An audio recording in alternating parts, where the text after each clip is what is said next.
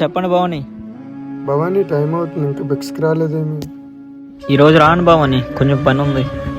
సరే భవానీ, నేను బెక్స్కి వెళ్ళిపోతున్నాను.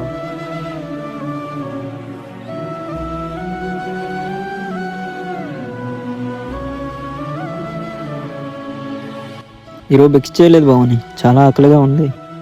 ఈరోజు మధ్యాహ్నం బెక్స్ చేయలేదా భవాని? పని ఉందని చేయలేదు భవాని. ఒకటే మిగిలింది, ఎవరికిద్దాం? అక్కడ ఆ భవాని ఉన్నాడు, ఆ భవానికి ఇచ్చేద్దాం. భవాని, ఈరోజు నా పుట్టినరోజు, అందరికీ పళ్ళు పంచుతున్నా, తీసుకోండి. థ్యాంక్స్ స్వామి. ఓకే భవాని. చూసారా భవాని, ఇప్పుడే మీరు ఆకలి వేస్తుంది అన్నారు. ఆ తల్లి రాకపోయినా కానీ ఆ తల్లి రూపంలో వచ్చి మీ ఆకలి తీర్చింది. మీరు చెప్పింది కూడా నిజమే భవాని.